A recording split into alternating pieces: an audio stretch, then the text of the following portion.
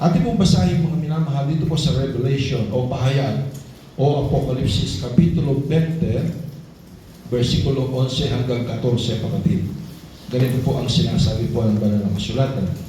Mga minamahal, ito pong Revelation, ito ay pahayag ng minamahal na nakita po ito sa pangitayan po ni John the Beloved, mga minamahal. Hallelujah. At ito po ay nailagay po sa Biblia. Ito po yung mangyayari sa mga darating na panahon. Praise God.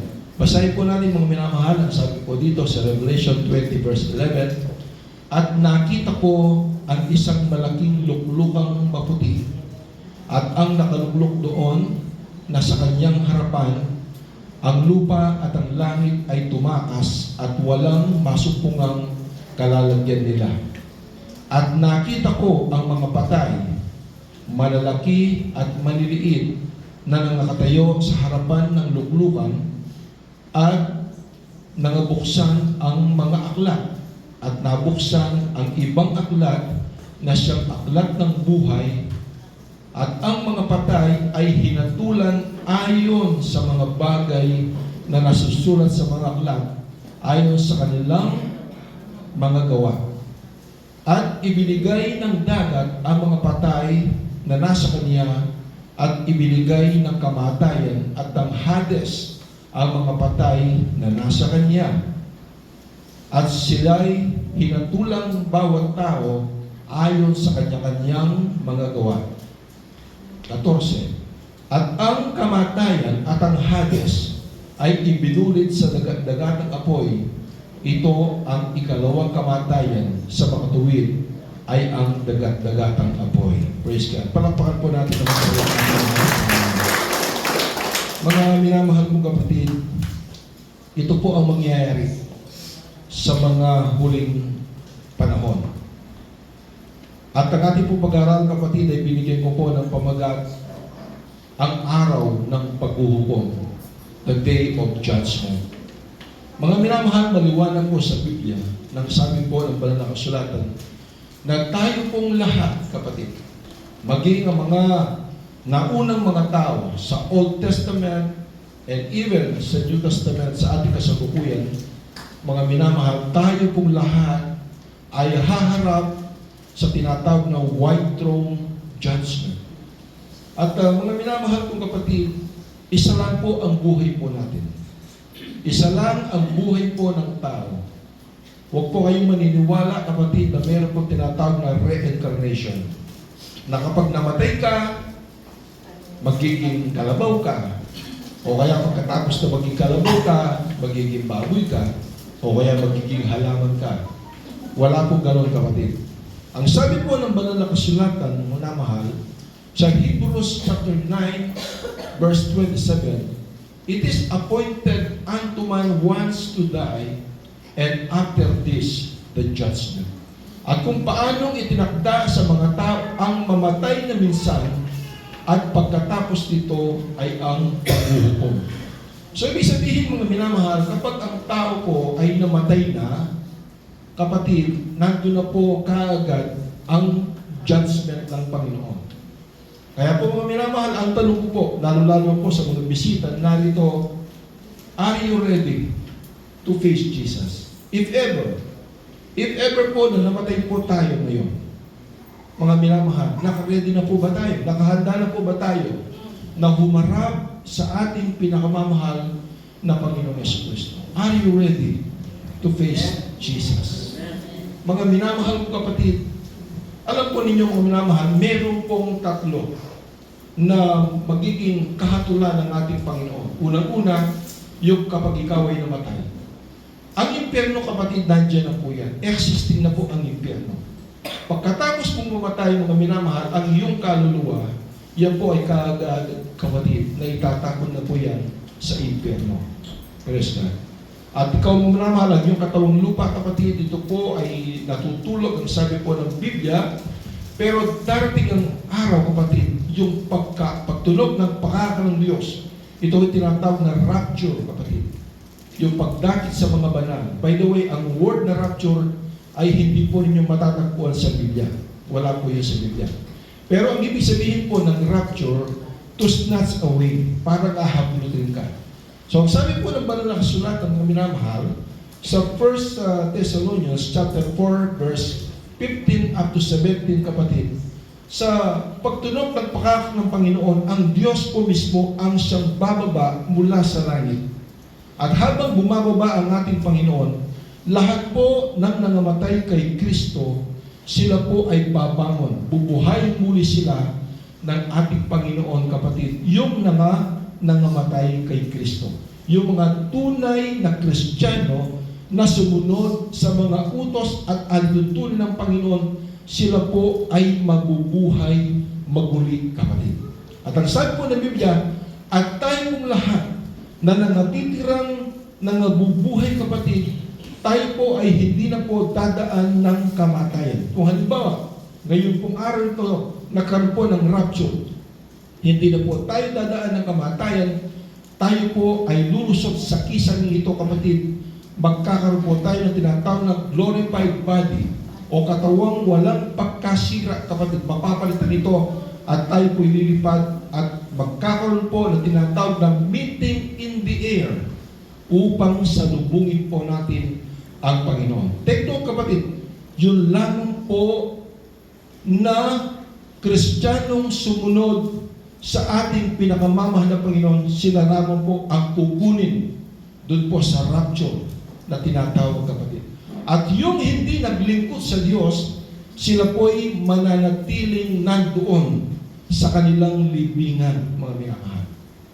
Ngayon po, ito pong nabasa po natin kanina, na lahat po ng tao ngayon ay haharap sa hukuman ng ating Panginoong Hesukristo.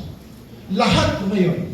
Ang mangyayari, kapatid, doon sa tinatawag na white throne judgment, yung mga hindi nakuha sa rapture, sila pong muli ay bubuhay ng ating Panginoon. Ang lahat ng nangamatay na nandoon po sa dagat, iluluwa ito ng dagat, kapatid, upang humarap sa ating pinakamamahal na Panginoong Hesukristo. Kaya ang sabi po, mga minamahal, ang sabi po ng Biblia, na kapag nangyari na po yon, mga minamahal, hallelujah, nandun na po na makikita na po natin ang ating Panginoon. Makikita po natin na siya po'y nakaupo na sa lukang maputi upang tayo po ay hatulan ng ating mahal na Panginoon. At meron sinasabing dalawang aklat, kapatid. Yung aklat ng buhay at ang aklat, kapatid, yung tinatawag na Book of Deeds. Lahat ng ginawa mo, kapatid, nandoon sa Book of Deeds. Remember, kapatid, take note, dalawang aklat po ito. Yung aklat ng buhay, mga minamahal, na kung saan yung mga tunay na pinili ng Panginoon at sumasampalataya sila na sila po ay naligtas dahil sa biyaya ng Diyos, mga minamahal. At ang sabi po ng Ephesians chapter 1 verse 4, kapatid, before the foundation of this world, I have chosen you.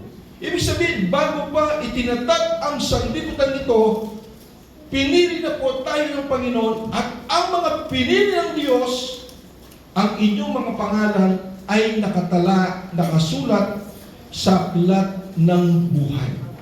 At yaong mga tao na umaasa sa kanilang mga mabubuting gawa, kapatid, na ipinagmamalaki na ang kanilang mga gawa, mga minamahal, doon po sila ahatulan. Doon sila ahatulan dahil yun ang kanilang pananampalataya, kapatid.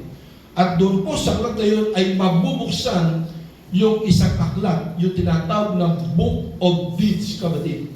At doon, mga minamahal, lahat ng ginawa mo sa daigdig na ito, kapatid, walang naitago sa harapan ng Panginoon.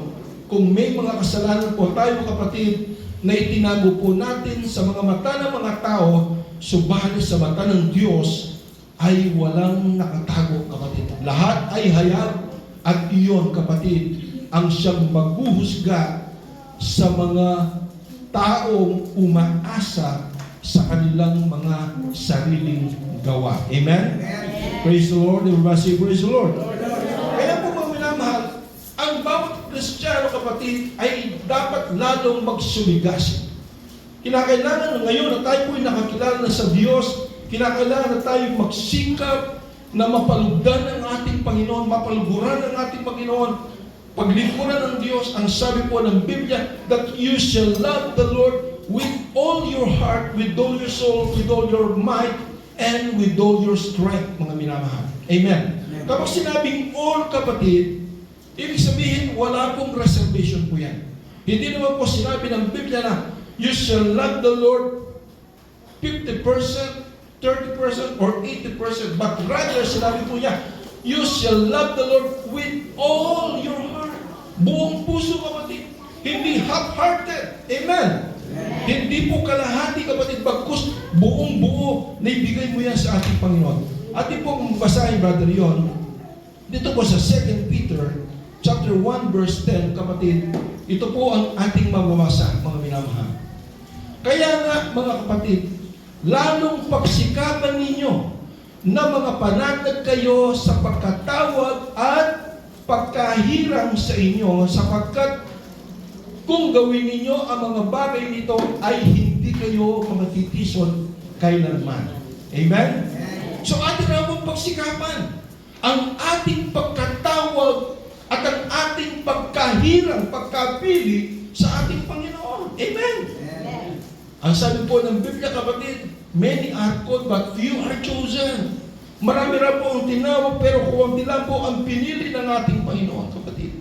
Kaya po mga minamahal, pagsikapan po natin daw at atin po itong mga minamahal, hallelujah, na lalo po tayo magsibigasig, kapatid, sa ating paglilingkod sa ating Panginoon. Dahil po mga minamahal, ang sabi po ng banal na kasulatan na ito po ang maganda, na tayo po na naglilingkod sa Panginoon, yung tunay na Kristiyano, kapatid, yung mga tunay na tupa ng Diyos, meron po magandang balita ang Panginoon.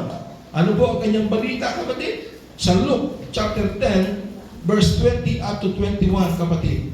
Ito po ang sinasabi po ng banal na kasulatan.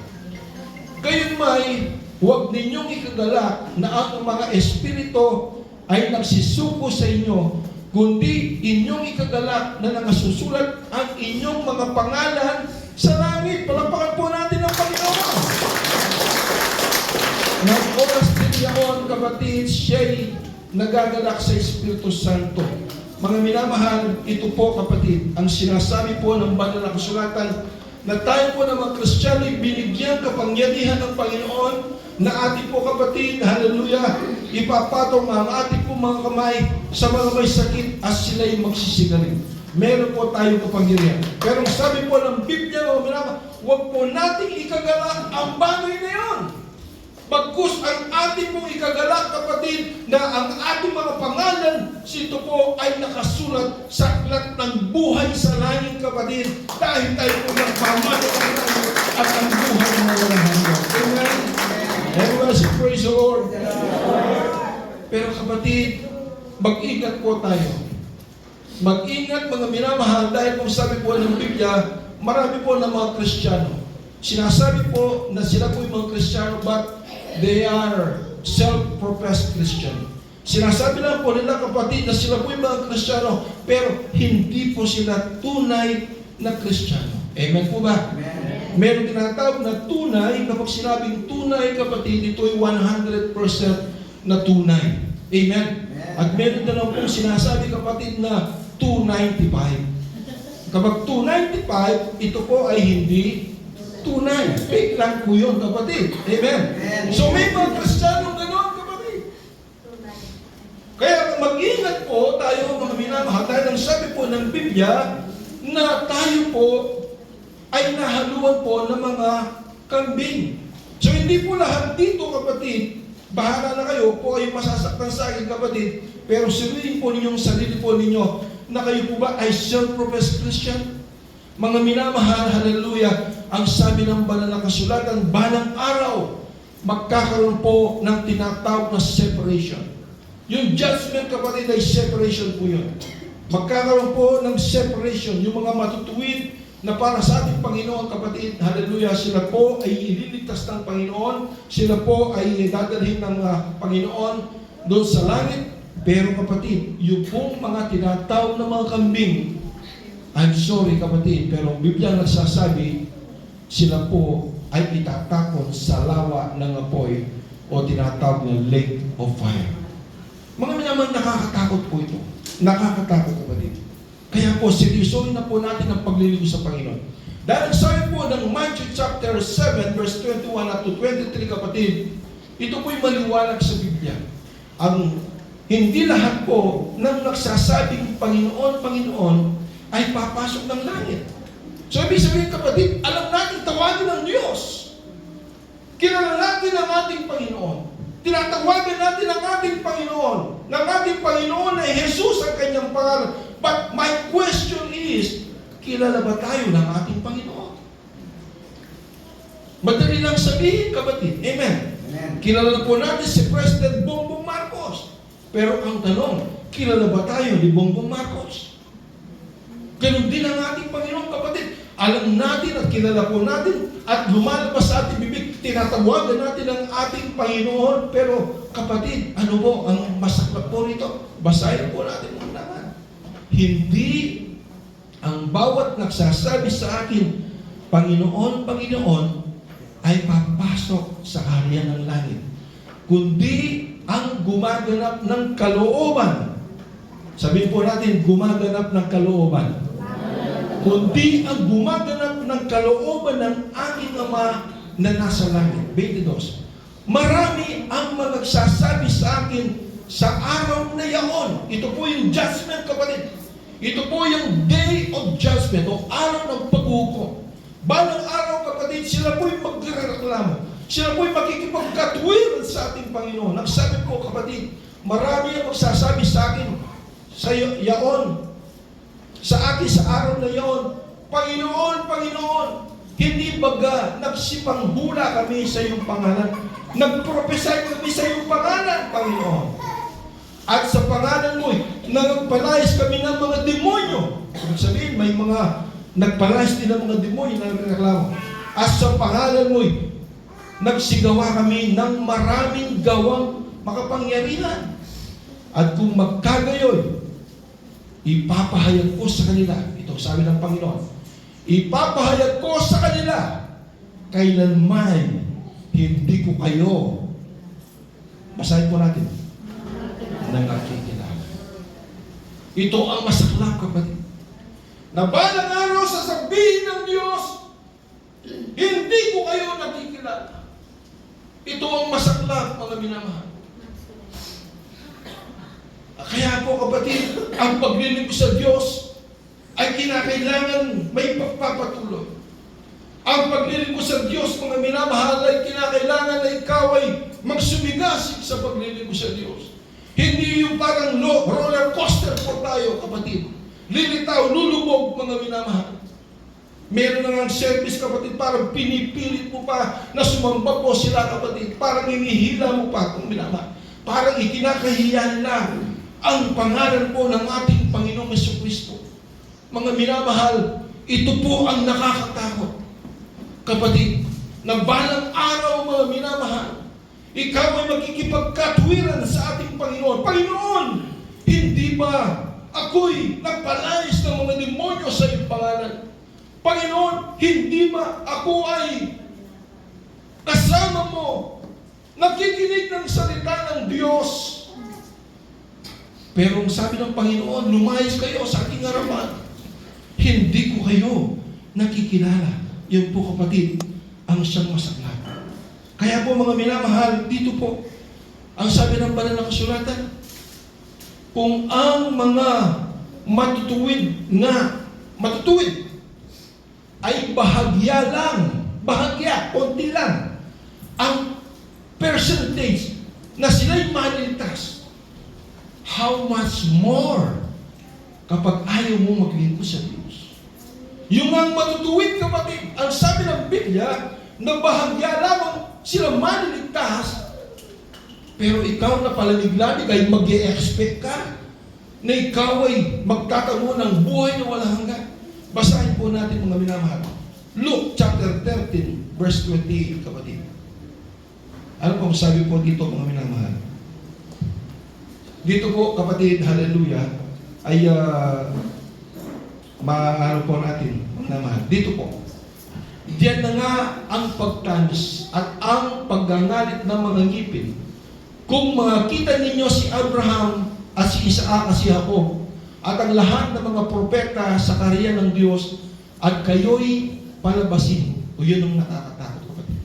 Yung tayo po'y itataboy, mga minamahal. Makikita mo doon sa luklukang maputi kapatid, doon sa tinatawag na white throne judgment, makikita mo na doon yung Diyos na ating ipinapakilala sa inyo, pero ayaw ninyong paglingkuran.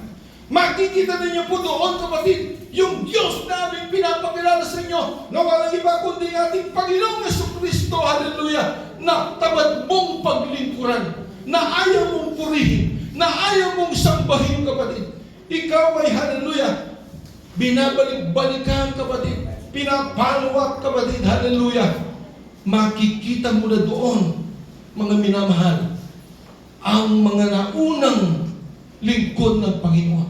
Makikita mo na si Abraham, si Isaac, at si Jacob, kapatid. Pero mga minamahal, habang nakikita mo po sila, mga minamahal, ikaw na ngayon ay pinagtatabuyan, kapatid. Ikaw na ngayon ay pinapaalis sa harapan ng Panginoon. Dahil doon po sa white throne judgment, yung nakaluklok doon, kapatid, hallelujah. Dati-rati, makikita mo, napakaamo, napaka-compassionate ng ating Panginoon. Siya'y maawain, kapatid. Nung siya po'y narito, mga minamahal, wala kang masupungan, na siya po, hallelujah, naghalit. Siya po'y puno ng pag-ibig, mga minamahal. Pero doon, kapatid, doon sa tinatawag na white throne judgment, makikita mo na doon ang kabagsikan ng ating Panginoon. Hallelujah. At kapatid, yun po ang justice. Kapag mga minamahal, nakagawa ka ng kasalanan, parusahan ka ng Diyos, mga minamahal. Ibig sabihin, kapatid, hallelujah, yung pong sinasabi po natin, God is love. Amen? Opo, totoo po yan, kapatid. God is love, mga minamahal. Ang Diyos ay pag-ibig, mga minamahal. Pero, wag mo, hallelujah, pupunuin, kapatid, ang galit ng ating Panginoon. Dahil balang araw, mga minamahal, ang Diyos, kapatid, hallelujah, siya po ay nandoon sa lukan upang ikaw ay husgahan kapag naglingkod ka ng todong-todo sa Panginoon na may takot at panginginig, mga minamahal. Doon makakasama mo ang Diyos na ating lumikha, mga minamahal, tagapaglikha. Pero kung ayaw mong paglingkuran ang ating Panginoon, ikaw ay itatapon doon sa dagat-dagat ng apoy na kung saan ang sabi ng Biblia, where worms died not and fire is never quenched. Kaya mga minamahal, habang may panahon pa, maglingkod na po tayo sa ating Panginoon Jesucristo. Magpakaisa mo tayo sa maglingkod sa ating mahal na Panginoon. Amen? Everybody say praise the Lord. 1 Peter chapter 4 verse 18, mga minamahal. Ano pong sabi po dito? At kung ang matuwid, tingnan po ninyo. Basahin na po natin, kapatid. Baka natutulog po kayo. Lahat ng tulog magsabing praise the Lord. Tingnan po ninyo, natutulog. Maliwanag naman ang tanong ng sabi niyo. Lahat ng natutulog. Sige, natutulog kayo. Kapatid, huwag na kayong matulog. Amen. O basahin po natin. Ingat.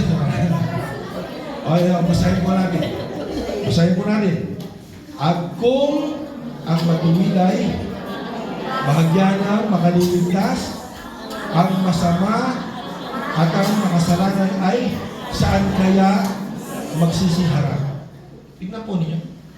Kung ang mga tutuwid ay bahagyana na maliligtas. Kasi sabi ng Biblia, kapatid, kukunti lang talaga ang maliligtas. Dahil sabi ng Biblia, ang magtitiis hanggang sa wakas, sila lamang ang maliligtas. Amen? Ang sabi nga ng Biblia, pagdating kaya ng anak ng tao, meron pa kaya siyang darat ng may pananampalataya. Kapatid, ang sabi po, minamahal, hindi po ba napag-aralan po natin? There are three aspects of salvation. Unang-una, justification. Wala po tayong ginawa rito, kapatid. Ito'y ginawa ng Panginoon. Siya po'y nabayubay sa krus ng Kalbaryo upang tayo tubusin sa ating mga kasalanan. So justified na po tayo. Dapat pagharap natin sa korte, kapatid, ang ating plea, guilty. Ang verdict, kapatid, sa atin ay guilty. Pero kapatid, dahil sa habag at biyaya ng Panginoon, mga minamahal, tayo po justified niya, kapatid. Tayo po iniligtas niya sa ating mga kasalanan, kapatid. At wala po tayong ginawa po doon. Wala tayong parte doon, kapatid. Doon sa justification ng una, kapatid, na aspeto ng salvation. Pero yung pangalawa, the sanctification process, o pinapagimbanan tayo ng Panginoon, meron po tayong ginagawa rito. Ano po yun? Kagaya po nito. Yung pag-attend po natin, mga minamahal, gumagawa ng kabutihan dahil meron kang fruit of the Holy Spirit. Amen? Amen. The fruit of the Spirit is not a banana. The fruit of the Spirit is not a tomato. Sabi ng inawit ng mga children's choir. But the fruit of the Spirit is love, joy, peace, love, meekness, goodness, long-suffering, temperance. Mga minamahal, meron ka ng Holy Spirit at meron bunga ang Holy Spirit sa buhay po natin. And that is sanctification. Yung sanctification process na ito po ngayon ay ang ating ginagawa. Na tayo po'y pinapagimbanan ng Panginoon. Hali tayo po'y nililinis ng Diyos. Tayo po'y nililiglig ng Panginoon upang ang dumi ay mawala, kapatid. Amen? Ang ginto, kapatid, kapag yan ay nakuha, meron po yung nakadikit na bato, kapatid, at kinakailangan itong pukpukin upang, mga minamahal, lumabas yung tunay na pagkaginto. Idadarang sa apoy po yan upang lalabas ang kanyang tunay na pagkaginto. So, kinakailangan ng Kristiyano, kung may dumi tayo, kapatid, kung may ginagawa tayong kalukuhan sa mga salita ng Diyos, kung halimbawa, nasasaktan kayo sa mga sinasabi ng mga ngaral, huwag po kayong masaktan, kapatid. Ito po ay parte ng sanctification process. Kinakailangan pukpukin ang mga dami upang maiwalay, kapatid, upang makita ang yung tunay na pagkakalisay ng Kristo. Amen. Ano ba si praise the Lord? Maliwanag po dyan, kapatid.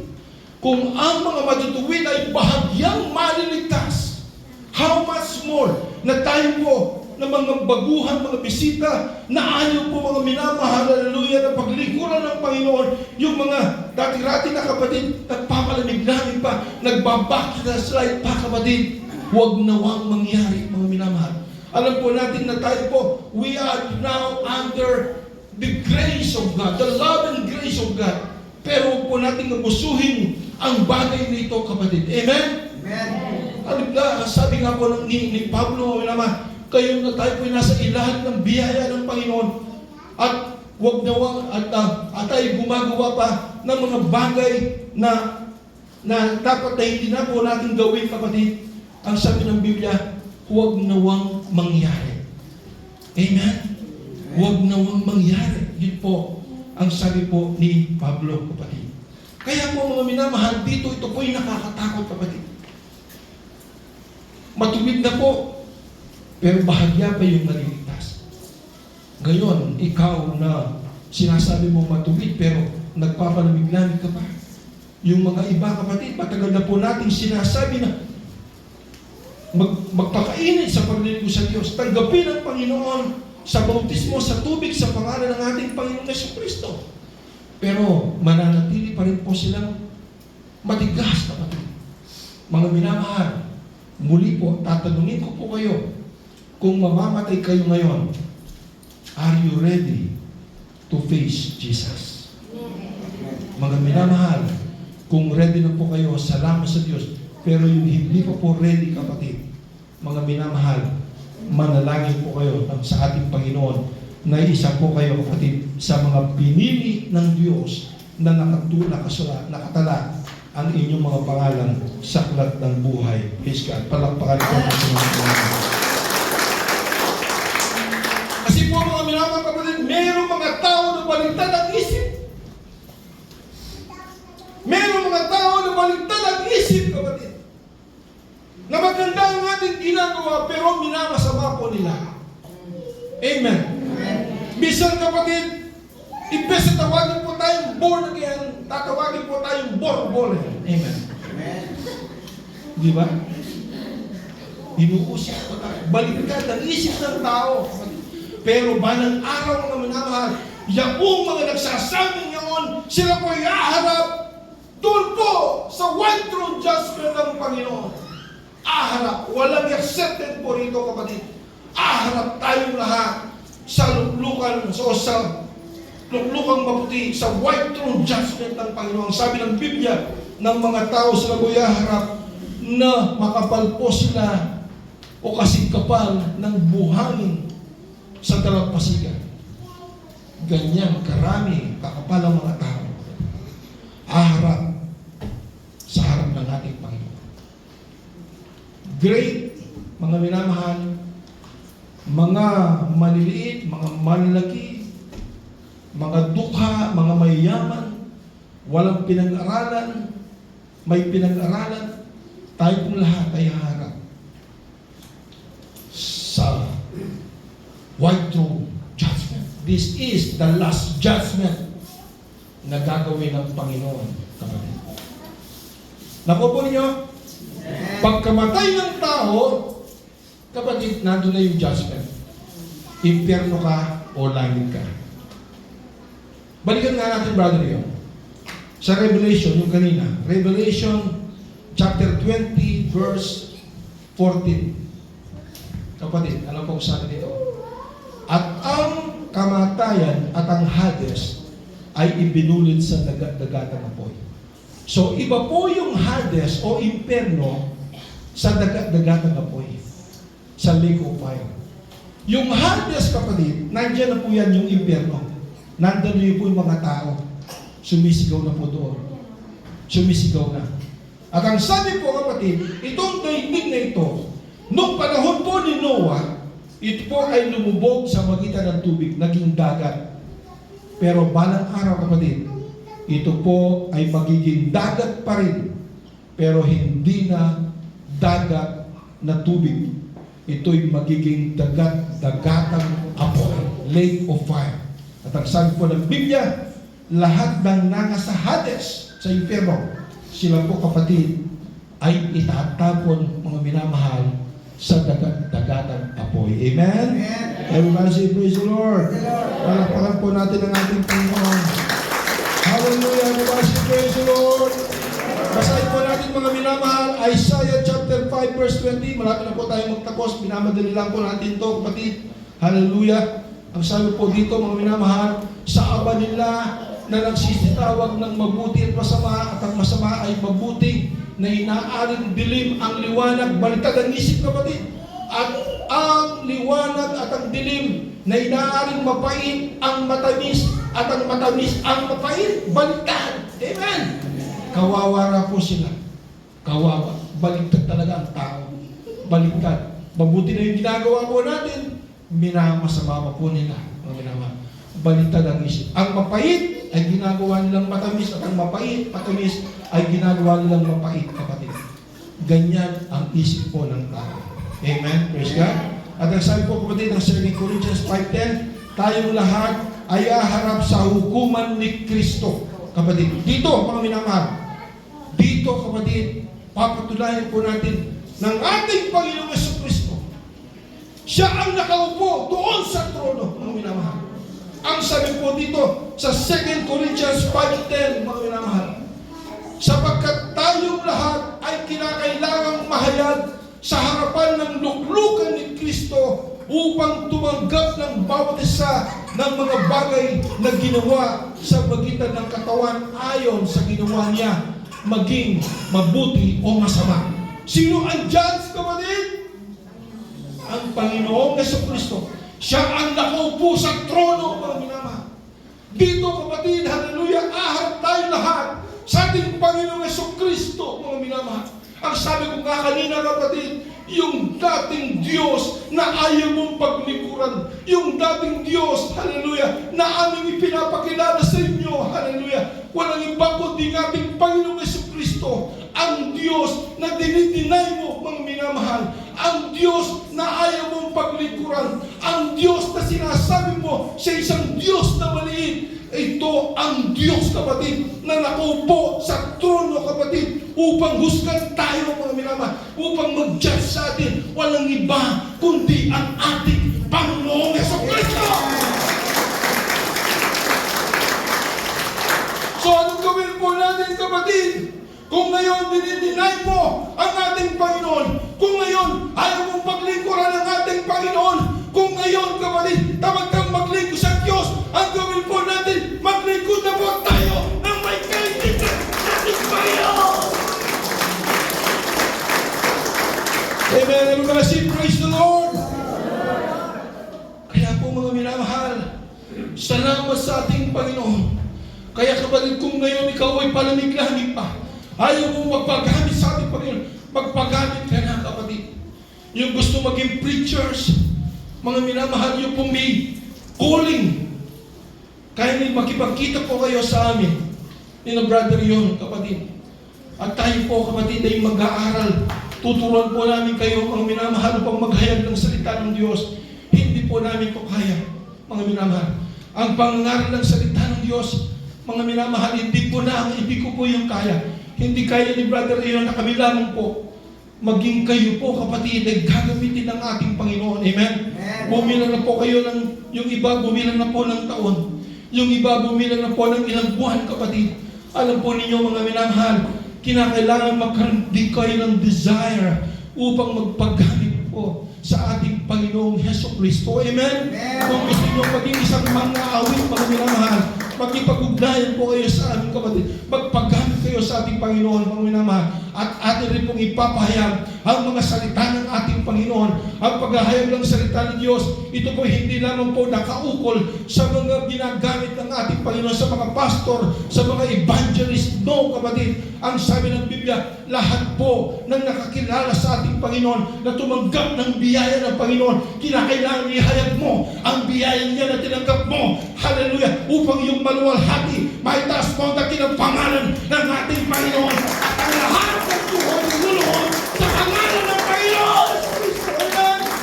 Everybody say praise the Lord! Kaya po, mga minamahal, salamat sa Panginoon. Kaya po, kapatid, hallelujah! Dito po, mga minamahal, tanggapin mo ang ating Panginoon Jesucristo. Hindi lamang po pagtanggap, kapatid, ng inyong bibig, ng inyong dila. Bagkus ang iyong pagtanggap sa ating Panginoong Jesucristo ay magagaling sa iyong puso. Pagkatapos po noon, kapatid, tanggapin mo ang Panginoong Jesucristo sa bautismo sa tubig sa pangalan ng ating Panginoong Jesus. Mga minamahal, bagamat sinasabi po natin na tayo po mga born again Christian at kayo ay nabautismohan, kapatid. Ang aming pong bautismo na pinapangaral ko rito, hindi marahil kagaya ng inyong bautismo na tinanggap. Ang sabi ng ating Panginoon, papaliwanag ko lang po ito, sa Matthew chapter 28, verse 19, mga minamahal. Nung nabuhay pa muli ang Panginoon, kapatid, at siya po'y umakyat na po sa langit. Bago po siya umakyat sa langit, siya po ay nangaral at siya po'y nagbilin, nagutos sa ating Panginoon. Ang sabi po niya, mga minamahal, hallelujah, dahil dito ang sabi ng Panginoon, ang kausap po niya rito ay ang kanyang mga alagad. Amen? Amen. Ang sabi po niya, dahil dito, magsiyang na kayo at gawin ninyong mga alagad ang lahat ng mga bansa na sila'y inyong bautismuhan sa pangalan ng Ama, ng Anak, at ng Espiritu Santo. Sinabi po dyan ka sa mga pangalan? Hindi. Sa English po, in the name. Singular, kapatid. Singular. In the name of the Father, and the Son, and of the Holy Spirit. Sino po ang inutusan ng Panginoon? Ang mga apostoles. Ang tanong ganito, kapatid, nung nagbautismo ba ang mga apostoles, sila po ba yung nagbautismo sa pangalan ng Ama, ng Anak, ng Espiritu Santo? Hindi po. Ako po, kapatid, dati-rati nabautismo po ko sa pangalan ng Ama, ng Anak, ng Espiritu Santo. Kasi inutos siya ng Panginoon. Pero ang tanong, kapatid, sino ang inutusan ng Panginoon? Ang mga apostoles. Pero ang tanong, kapatid, si Peter, siya po ang unang pastor ng iglesia. Amen po ba? Ano ang bautismong ginamit ni Pedro? Nasa Acts 2:37 and 38, kapatid. Last verse na po tayo, kung minamahal. Ano po sabi po dito? Nagbarnig nila ito. Nangaral si Pedro, nangaral. Kapupuspos pa lang po ng Espiritu Santo itong si Pedro. Sa Acts chapter 2 verse 1, kapatid, meron pong parang bilang apoy, kapatid, na tumama sa bawat ulo ng mga tao na nandun po sa upper room. Ito yung po mga minamahal ay yung mga alagad ng ating Panginoon. Sila po yung nangapuspos ng Santong Espiritu. Sila na nagsalita ng iba't ibang klaseng wika, kapatid. Ibig sabihin, kakapuspos pa lang ni Pedro. Hindi pwedeng sabihin mo nagkamali si Pedro sa kanyang bautismo dahil kakapuspos pa lang niya ng Holy Spirit, kapatid. Kaya po, dahil nagkaroon po ng lakas ng loob, tapang itong si Pedro, nangaral po siya, nangasaktan ang mga tao, kapatid. Nangasaktan ang kanilang mga puso. Nagtanong po sila, kapatid na Pedro, anong aming gagawin upang kami patawarin? Anong sabi ng Panginoon ng 37? Nang marinig na nila ito, ay nangasaktan ang kanilang puso at sinabi kay Pedro at sa ibang mga apostol, mga kapatid, anong gagawin namin? At sinabi sa kanila ni Pedro, magagsisi kayo. Ito po, mga minamahal, isa sa mga susi, kapatid, magsisi po tayo. At kayo'y magpabautismo ang bawat sa inyo. Saan po? Sa pangalan ni Jesucristo. Hindi sinabing sa pangalan ng Ama, ng Anak, ng Espiritu Santo. Meron po kasing pangalan, kapatid. Amen? Amen. Brother Efren, father po siya, pero may pangalan ka. Amen? Amen. Si Brother Marvin, anak ka ng tatay mo, ng nanay mo. Ano pangalan mo? Marvin. Amen po ba? Amen. Kaya po, kapatid, nung nagbautismo ang mga apostoles, binabautismo kita sa pangalan ni Jesucristo. Hindi sinabi, binabautismo kita sa pangalan ng Ama, ng Anak, ng Espiritu Santo. Kasi kapatid, isa lang po yun. Amen? Amen. Hindi po three person, three manifestation. Amen? Three manifestation. Tatlong kapahayagan, kapatid. Kaya po dito sa 2 Corinthians, kapatid, chapter 5, verse 10, yung makikita mo sa luklukan yun, kapatid, hindi yung si Jehovah, kapatid. Ang makikita mo ron, walang iba kundi ang ating Panginoong Jesucristo. Amen! Kasi kapatid, isa lamang po ang ating Panginoon. Amen? Isa lamang ang ating Diyos, kapatid. At ang tunay na Diyos, mga minamahal, ang sabi ng Biblia, walang ibang pangalan na sukat natin kaligtas kundi sa pangalan ng ating Panginoong Jesucristo lamang. Amen? At ang lahat ng tuhod, kapatid, ay luluhod at magsasabi, mga minamahal, sa kanilang pagpupuri, banal, banal, banal. Holy, holy, holy forever. Sino yun, kapatid? Walang iba kundi ang ating Panginoong Yesus Cristo. Amen. I am the way, the truth, and the life. No man cometh unto the Father but by me. Ang sabi ng Panginoon. Kasi kapatid, nagmanifest ang ating Panginoon. Nagkatawang tao po siya, kapatid. Meron lang pong isang Diyos. Amen? Ilan po ba ang Diyos, kapatid? Isa na. Ang sabi ng Biblia, 1 Timothy chapter 3 verse 16, and without controversy, great is the mystery of godliness. God, when we say God, kapatid, yun ang God the Father. God was manifest in the flesh. Amen? Amen. Siya po'y nagkatawang tao. Amen po ba? Palakpakan po natin ang Panginoon. Kaya po, ito po, kapatid, kinakailangan tanggapin mo ang pangalan ng Panginoong Yesus kasi yon ang binigay na pangalan. Hindi po pangalan ni Maria, hindi pangalan ni San Lorenzo, Santa Clara, Pinong-Pino, kapatid. Hindi po yon ang kaligtasan. Ang kaligtasan ay tanging sa pangalan lamang ng ating Panginoong Kristo. Amen? Tayo po sa